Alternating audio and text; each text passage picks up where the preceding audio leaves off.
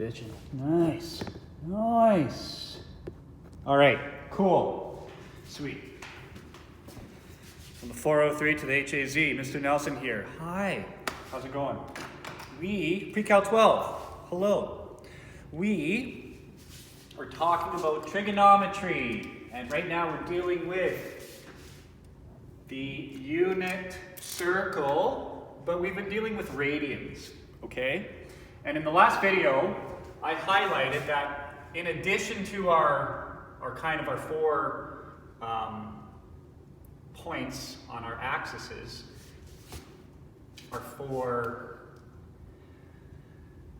points on the actual axes. So this is 0 or 2 pi in radians, because a full rotation is 2 pi. Up here it's pi over 2. 180 is the same as pi. And this is 3 pi over 2, or 270. So we learned that. And then we started talking about 3 important reference angles that we're going to talk about. 30 degrees, 45, which splits my quarter arc in half, and 60 degrees. Those are really going to be what we're focusing on. Where 30 degrees is the same as pi over 6. 45 degrees is the same as pi over 4. And 60 degrees is the same as pi over 3. Okay, and then the coordinates, when I'm at 30 degrees and in quadrant 1, the coordinates for this point, I have a really big x coordinate and a pretty small y. And so it's going to be, for x, it's going to be root 3 over 2, which is bigger than my y coordinate, which is 1/2. And then when I go to 60 degrees up here, the opposite happens. My x is now the small portion here, and my y becomes a big portion. And they're actually the same numbers, just switched. Now if I came over here at the 30 degree reference angle from the x, my y coordinate would still be 1/2 because it's in the positive. And my x coordinate would now become negative root 3 over 2 because it's in the negative. So these are the magnitudes of the coordinates, okay, for 30 degrees here, here, and here. These are the magnitudes for 45 degree reference angles here, here, here, and here. And these are the magnitude. When I say magnitude, it's like the sign. The only thing that might change is the sign for each x and y. And then 60 degrees. These are the same. These are the magnitude of the coordinates for 60 here, 60 there, and 60 there. Okay, because here it's 60 degrees to the closest x-axis, and when it's here, it's 60 degrees to the closest x-axis. And as you can see, if I was at 45 degree reference angle in quadrant 4, my coordinates are both of magnitude 1 over root 2, but the y is in the negative quadrant, so it becomes negative. So we just have to know these, okay? These are really going to be what we can, once we know these, we can figure out everything. So that's that. And now, the only other thing I'm going to add for this video is an introduction to 3 new trigonometric ratios, but they're just based on our original trigonometric ratios. So the first one is cosecant of theta, which is the same as 1 over sine of theta. Okay? So if I was dealing with an angle of pi over 6, and I said, what is cosecant of pi over 6? Well, we know that sine of pi over 6, which is theta, is going to be equal to my y coordinate over my hypotenuse, which is 1 over 2. Over 1 over 2 is just my coordinate divided by my hypotenuse, which is 1, or just 1 over 2. Okay, so sine of pi over 6 is 1 over 2. Therefore, cosecant of pi over 6 is simply 1 over sine And sine of theta, sine of pi over 6 is 1/2. So cosecant is simply 1 over 1/2, or 2. That's how we use them. And we'll practice this. Hopefully that made sense. But we'll do some practice problems. I know I go fast sometimes. I'm sorry. You can pause me if you want to. That's cosecant. Now we have secant, or secant. I don't even know how to pronounce it. And that is the same as 1 over cos of theta. So if I asked what is secant of pi over 4, well, I find pi over 4 is here, and cos, so if I need to know cos of pi over 4 to get secant, so I'm going to do, because it's equal to 1 over cos of pi over 4, because pi over 4 is my theta. So cos of pi over 4 is the x coordinate, which is 1 over root 2, divided by my hypotenuse, which is 1, because it's a unit circle. So it's essentially 1 divided by root 2 over 1, or 1 over root 2. Therefore, secant is 1 divided by this, or 1 divided by 1 over root 2, which means that secant of pi over 4 is root 2. It's 1 divided by 1 over root 2, okay? That's that. And finally, the last one, cotan of theta is, you guessed it, 1 over tan theta. And it's going to work the same way. Okay, so these are some new identities that I need to start working with. And that's really all I want to introduce for this video. And now we can jump into our practice problems.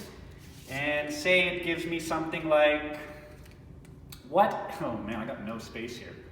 I'm going to move these over, and I'm going to work right in my little booble. Okay? Actually, I'm going to put them over here because I have space here. So I'm going to say, okay, cosecant theta is equal to 1 over sine theta. Secant theta is 1 over cos theta. And cotan theta is 1 over tan theta. Okay. So when they ask you to determine the approximate value of a trigonometric ratio, that just means type it into your calculator, pump it out. When they ask for the exact value, that means we have to actually do a little bit of work, which is kind of, you'd think it'd be the other way, but that's just how the textbook gives you the problems. So let's try a couple problems from the textbook. From number 1, what is cosecant of 210 degrees? Okay. Cosecant means I'm dealing with 1 over sine theta. So it's basically asking what is 1 over sine of 210 degrees. Okay? So I have to first figure out where does an angle in standard position of 210 wind up. Well, this is, pi here is 180. So 180 plus 30 gets me to 210. So I'm probably around here, and this is a reference angle of pi over 6. Okay, so I already know I'm going to be dealing with this data here. Now, what is sine of this angle? Well, sine is opposite, or my y. And basically, sine of 210 is the same as sine of pi over 6, reference angle in quadrant. Well, let's do it properly. I have two choices. I have to convert this into radians, just for all intents and purposes, okay? So I can either use my thing here to say, okay, 210 degrees times pi over 180 degrees will give me radians. So I get 210 pi over 180, and if I do a little bit of simplifying, I get 7 pi over 6. So 210 degrees is the same as 7 pi over 6 radians. The other way I could have done it is recognizing that my reference angle is pi over 6 because it's 30 degrees, and then just adding pi over 6 to pi. So pi plus my reference angle of pi over 6 is the same as 6 pi over 6, to get the same common denominator, plus pi over 6 is equal to 7 pi over 6. So now I know that I can rewrite cosecant of 210 is equal to 1 over sine of 7 pi over 6, or 210. And what is sine of that? Well, sine is going to be the y-coordinate over my hypotenuse, which is 1. Now, it's going to be 1/2, that's my y, but it's going to be a negative 1/2 because I'm below the y-axis. So sine of 7 pi over 6 is equal to negative 1/2 over 1, or negative 1/2. Therefore, cosecant is equal to 1 over negative 1/2, or negative 2. So cosecant of 210 degrees is equal to negative 2. And this is the first problem I've done like this, so let's just make sure I'm not crazy. Because I would hate to make a video. Negative 2. Beautiful. Okay. Just like you guys, I make mistakes, I get stuff wrong, that's math. Deal with it. Okay, let's do another one. I'm not going to do too much here. Let's try secant of pi. All right, what is secant pi? Well, secant is 1 over cos of the same angle pi, so it's equal to 1 over cos pi. Cos pi. Where is angle pi? Well, angle pi is right here. It's this guy right here. And basically that means that cos, my x, is the entire arc. So it's 1, but it's 1 in the negative, right? It's negative 1, 0 here. This is 0, negative 1. Up here it's 0, positive 1, and here it's 1, 0. These are the coordinates, because it's the entire length of my radius here, which is 1.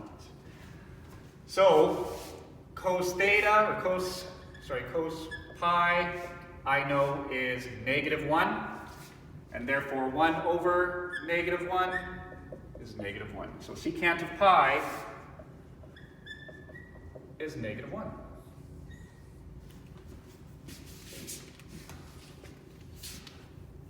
Excuse me, I had some Chinese food for lunch. It's not agreeing with me all that well. Okay, I'm going to do